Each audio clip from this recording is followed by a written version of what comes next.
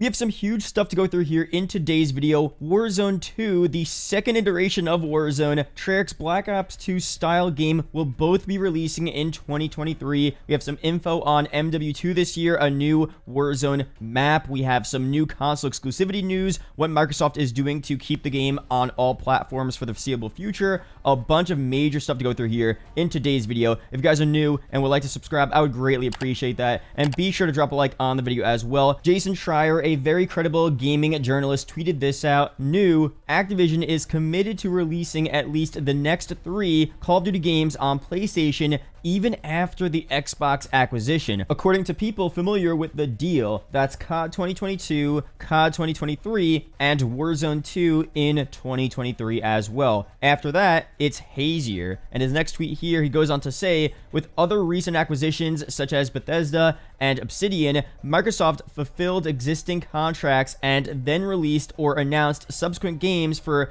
PC and Xbox, no PlayStation. And his last tweet here, to be clear, this news of Activision's contract with Sony is not related to the timing of when the acquisition closes. This contract was signed before last week's news. So a lot of stuff to go through here about this info. We're also going to talk about Warzone 2, what that game's going to look like, of course, Treyarch's Black Ops 2 style game, and a bunch of stuff. But we have a quick word from the sponsor of today's video. Very quickly, before we go through all of the info in today's video, I gotta talk to you guys about Ace Defender. It's a high-quality SRPG masterpiece combining turn-based RPG battles with tower defense elements. There are about 2,000 levels to play through and 48 heroes with deep background stories. You could level them up, combine heroes, and equip gear to create a powerful lineup for battles, and 2 new heroes are added every 2 weeks in the game. In a PvE expedition mode, you can explore dungeons and regions, engage in trials, and level up your heroes and collect rare items. Another mode, PvP, you could fight against other players within your server or across servers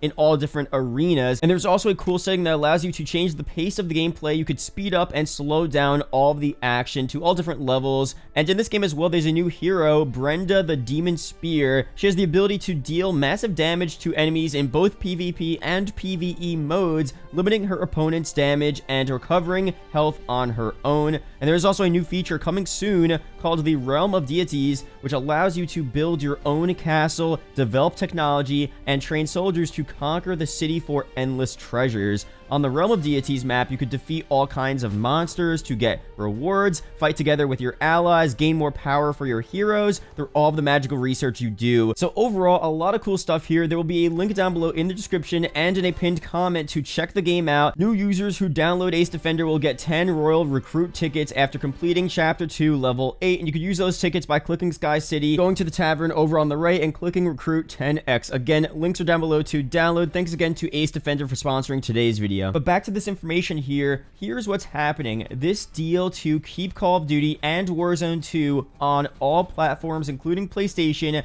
was actually agreed upon before Microsoft acquired Activision Blizzard. So what that really means is that it's not like Microsoft decided, okay, now that we own Activision, or we're gonna own Activision Blizzard as of June 2023, the tentative date for the deal to go through, we'll make sure at least for the next couple of years, you know, these Call of Duty games, including the next version of Warzone, will be on all platforms. We saw the outcry from people wanting Call of Duty on PlayStation and all of that stuff. So it's not that at all. They are just fulfilling their contracts that they already had before.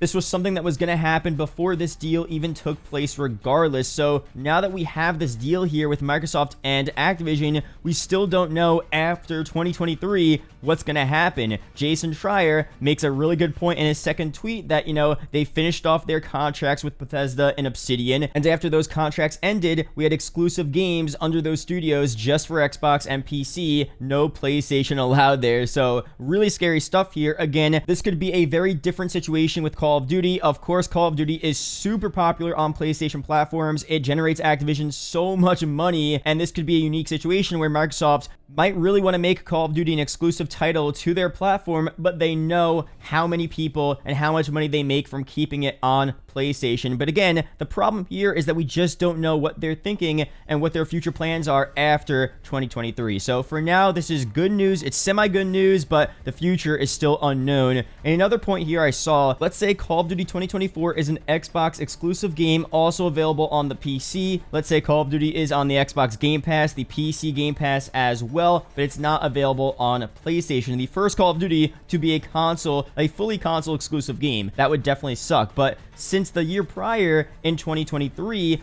Warzone 2 would have already released on all platforms, and of course with Warzone, that game, at least Warzone 2, should probably be updated for the next few years after that, so into 2024, maybe even 2025, depending on its popularity. So pretty much, if you're on PlayStation, you will still have some new Call of Duty content through Warzone, just not through the main releases of the game, and we don't know right now, we might not even have annual Call of Duty releases anymore. It might be every couple of years, every 2 years, maybe every 3 years, who knows. So in the end, it might not be that big of a deal, but I know there's a lot of you guys out there that still like the main Call of Duty releases. The Zombies fans, of course, want to play the new Zombies from Treyarch, and having that exclusive on Xbox and PC would definitely suck to see, but again, we'll see very soon. And overall, this is pretty good news, at least for the short term. Modern Warzone says Modern Warfare 2 this year, a Treyarch title, Black Ops 2 setting, Warzone 2, all back-to-back sounds nice to me. So overall, that all sounds super sick. I'm hyped. It's going to be fun. Hopefully for the next couple of years, there are very little issues. The games are fun to play, and we just have a good time at playing Call of Duty. But now for some insane Warzone stuff here. I mean, the news we're getting here is insane. So Warzone 2 is literally that. Warzone 2, current gen and PC only, no past weapon integrations, etc. A completely new game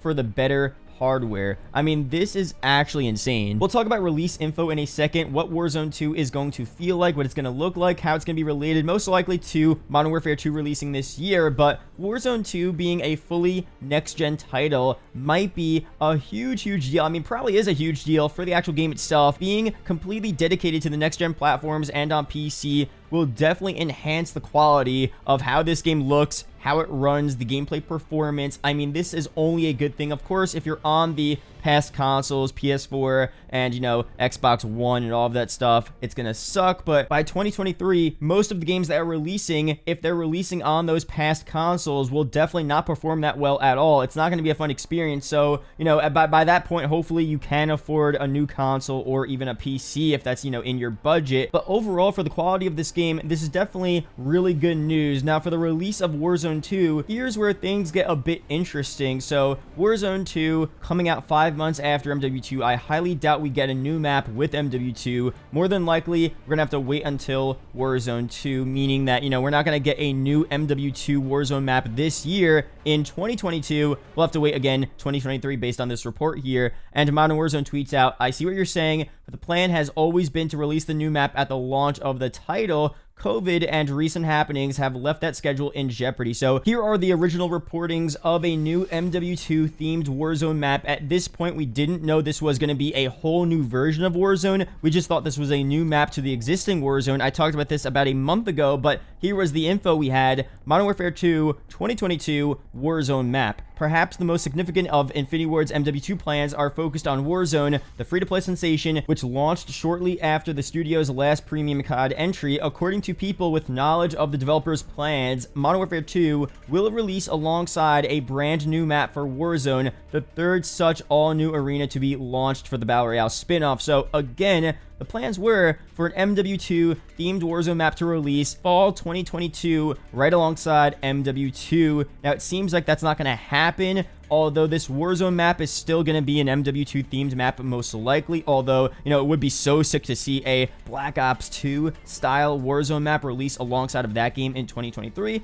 Most likely it will be an MW2 themed map, but it will still release in 2023, and I'm wondering if Activision had always planned for Warzone 2 to be a next-gen game and to leave behind PS4 and Xbox One, because if you guys didn't know, Modern Warfare 2 later this year is supposed to be a game that includes all platforms, current gen, last gen as well, and this will be the last game to include PS4 and Xbox One. So maybe they decided, well, we want Warzone to be a fully next-gen game, or I guess current-gen game, with PS5 and Xbox Series X being the limit, and PC, of course, so we're going to push that back to 2023 and have, you know, MW2 this year in 2022 be the last game with all of the platforms, all of the current-gen and last-gen consoles all there, and then for COD 2023, Treyarch's Call of Duty, that's going to be only current-gen. So really insane news here. I'll be sure to update you guys once we get more info on this very soon. Now let's talk a little bit about Treyarch's Call Call of Duty 2023 title, a Black Ops 2 style game. Someone says this in response to Modern Warzone. He says, if Treyarch's game is a sequel to BO2,